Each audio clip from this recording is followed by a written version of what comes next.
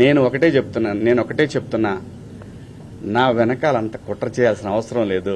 నాకు ఈ సినిమా కాకపోతే నేను రైతు కొడుకుని, నాకు 30 ఎకరాల పొలం ఉంది, వెళ్ళి బతుకుతా. కానీ భయపడే రకాన్ని మాత్రం ఎప్పటికీ కాదు. ఇది పొగరు కాదు, ఇది నా ఆత్మాభిమానం.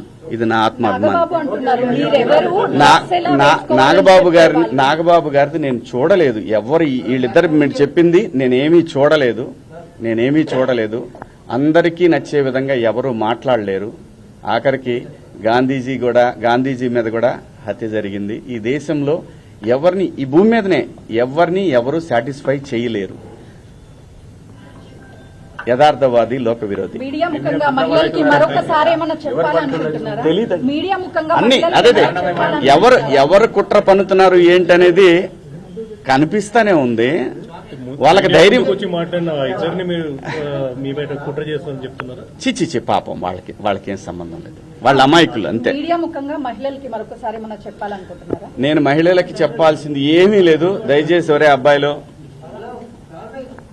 మన ఇంట్లో ఆడవాళ్ళు ఉన్నారు, వీళ్ళని నాకు తెలిసి మొన్న కూడా అది క్రేజీలో జరిగిన ఇన్సిడెంట్.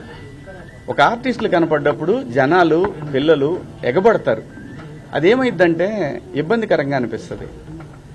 ఆ పాపం వాళ్ళకేంటంటే, నేను భాష రాదని మాత్రమే చెప్పాను కానీ లేకపోతే ఆ సలహా కూడా ఇచ్చేవాడిని కాదు.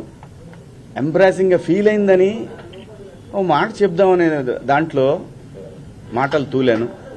దానికి అపాలజీ కూడా చెప్పేశాను. థ్యాంక్ యూ అండి. మీడియా సోదరులకు కూడా నేను చెప్పేది ఏంటంటే వదిలేద్దాం దీన్ని.